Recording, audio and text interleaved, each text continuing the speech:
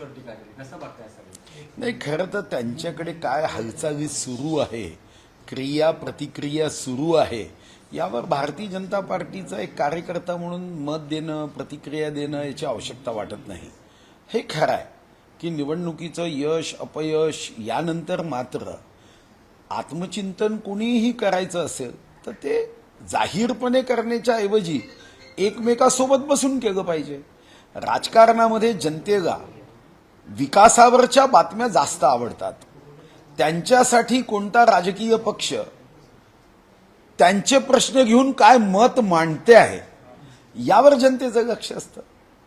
पराभवाचं विश्लेषण जाहीरपणे करून आता गेलेला पराभवचे क्षण हे काही विजयामध्ये बदलता येत नाही.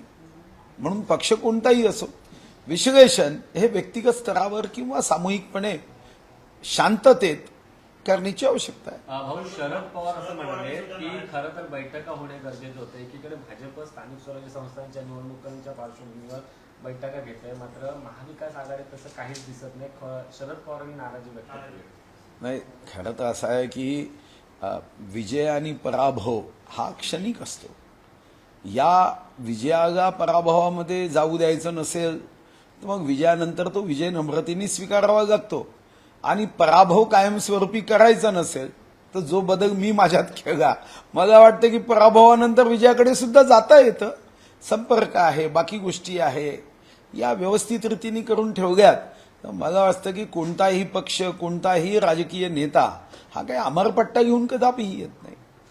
जी आधी टीका केलेली होती ती कुठेतरी सत्तेत दिसते का? महाविकास आघाडी सत्तेसाठी उभारलेली होती आणि आता कुठेतरी त्यात फूट पडताना दिसते. नाही, हे तर निश्चित होतं ना, कारण शिवसेना आणि काँग्रेस या दोन विचारामध्ये कुठेही समानता नाही. रेल्वेच्या दोन पटरी जशा कधीच एकत्र येत नाही आणि एकत्र आल्या तर अपघात झाल्याशिवाय राहत नाही, तसं हे होतं. दोन वैचारिक म्हणजे यांच्यामध्ये एकत्रित येण्यासारखं काहीच नव्हतं. एक हिंदुत्वासाठी काम करणारा पक्ष आणि दुसरा साधारणतः हिंदुत्वावर नेहमीच टीका करणारा पक्ष, तर दोन पक्ष एकत्र येण्याचं काही कारण नव्हतं.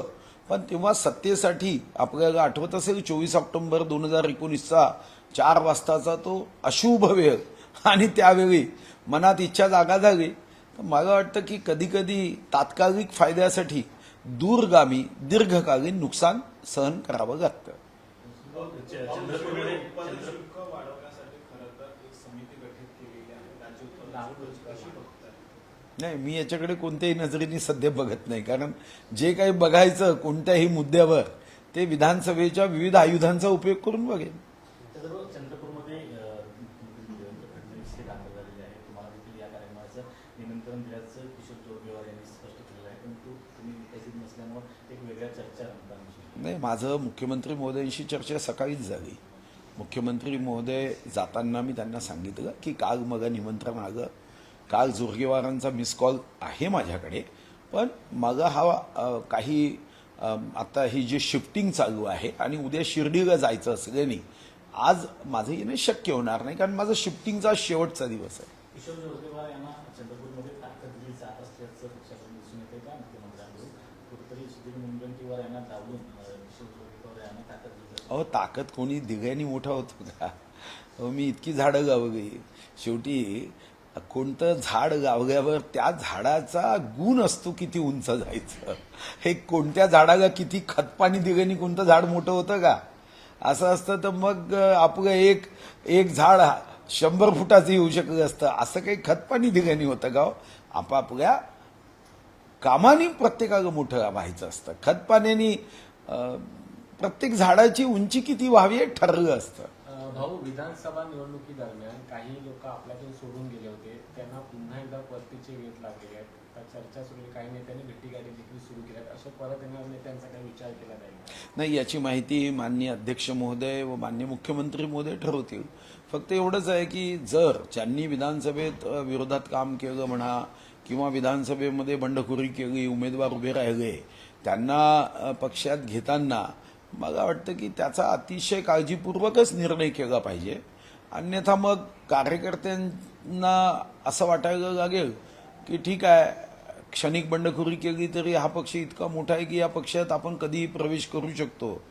आणि मला व्यक्तिगत रीतीने वाटतं की याचा मग दूरगामी दीर्घकालीन काय परिणाम होईल याचा विचार केल्याशिवाय असे निर्णय करताना सावधानी करणे आवश्यक आहे. भाऊ, काल राष्ट्रवादी शरद पवार यांचा जो पक्ष आहे त्याचा एक मेळावा झाला. त्यामध्ये तरुण सगळे नेतृत्व जे आहे किंवा तरुण कार्यकर्त्यांनी प्रदेशाध्यक्ष बदलाची मागणी केली आहे. जयंत पाटील यांना कुठेतरी हटवण्याची मागणी त्या ठिकाणी केली पाहायला मिळाली. नाही, मी म्हणूनच म्हणतो की हा विषय त्यांच्या पक्षातला अंतर्गत विषय आहे.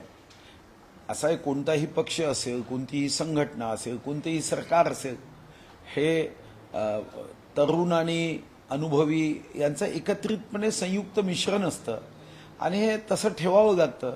शेवटी प्रश्न तरुण किंवा वयोवृद्धाचा नाही आहे. प्रश्न असा आहे की जनतेची सेवा करण्याच्या दृष्टीने योग्य निवड होणं गरजेचं आहे आणि ही योग्य निवड. आणि शेवटी मग तरुणाची भाषा तुम्ही कोणत्या वयोमर्यादेपर्यंत करा, किती 75 वर्षाचा तरुण की 80 वर्षाचा तरुण की 50 वर्षाचा तरुण.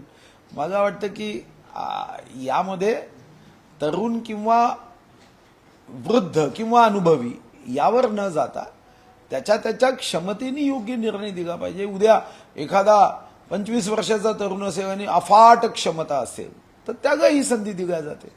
एखादा मुख्यमंत्री पंतप्रधान 70 वर्षाचे असेल पण प्रचंड अनुभव आहे, मग त्यांना संधी दिली जाते. म्हणून मला वाटतं की वयावर आधारित संधी नसते, काम आणि अनुभव हे महत्वाचे असतात. चंद्रकांत कन्नमवार यांच्या जयंती सोहळ्याला एका मुख्यमंत्री राहिलेल्या वारासाठी दुसऱ्या वाराने यायला हवं होतं असं विद्वान. नाही, मी सांगितलं की त्याचं कारण काय आहे आणि ते आज सांगताय. खरं तर कन्नमवारांचा सन्मान हा मी विधानसभेत आयुधांचा उपयोग करून काँग्रेसच्या कार्यकाळात कधीच सभागृह झालं नाही. ते सभागृह मूळमध्ये मी उभं केलं. त्यामुळे असं सांगण्याची आवश्यकता मला वाटतं योग्य नाही. राजकारण कोणी करू नये. काही गोष्टी असतात, त्या गोष्टीमध्ये आपण त्या दिवशी अनुपस्थित राहिलो म्हणून मला अशा पद्धतीने सांगण्याची आवश्यकता नाही. चंद्रपूर जिल्ह्यामध्ये स्वर्गीय कन्नमवारांचं स्मारक हे मीच केलं, हे कोणत्याही काँग्रेसच्या नेत्यांनी केलं नाही. सर, भाऊ, महसूल वाढीसाठी दारूचे परवानगी आहेत ते दिले जाणार आहे असं सांगितलं. नाही, मला माहीत नाही, पण आमचं जे सरकार आहे ते सरकार या अगोदर या विषयावर दारू परवाने वाईन शॉप देण्याच्या बाबतीमध्ये नेहमी प्रतिकूल राहिलं आहे. स्वतः देवेंद्रजींनी जेव्हा काँग्रेसच्या राज्यामध्ये हा प्रश्न उपस्थित करण्यात आला त्याला कडाडून सभागृहात विरोध केला. आता भविष्यामध्ये ही जी पक्षाची भूमिका होती तीच कायम राहील की राहणार नाही याच्याकडे तुमच्यासारखा मी वाटतं. भाजप आणि ठाकरे यांचे संबंध जे आहेत ते दिवसेंदिवस वाढताना चांगले सुकर होताना पाहायला मिळते. उद्धव ठाकरे मुख्यमंत्र्यांना भेटले, त्यानंतर आदित्य ठाकरे सुद्धा 2-3 वेळा मुख्यमंत्र्यांना भेटले. त्यामुळे जुने हे दोन मित्र जे आहेत ते पुन्हा एकदा एकत्र येतील असं जवळीक वाढते पुन्हा एकदा एकत्र येतील असे चर्चा सुरू झाल्या. नाही, यावर कधी मी जेवढ्या बैठकींमध्ये पक्षाच्या होतो त्या बैठकीत असे विषय कधी आले नाही आणि एकत्र येण्याच्या संदर्भात अशी चर्चाही झालेली नाही. आता हा निर्णय माननीय अमितभाई, माननीय नरेंद्रभाई, माननीय देवेंद्रजी करतील. या संदर्भामध्ये जर जुन्या गोष्टी विसरून पुढे लागायचं असं पक्ष ठरवत असेल तर तो पक्षाचा निर्णय आहे. पण आज एकत्र येण्याची आवश्यकता या क्षणाला तर दिसत नाही.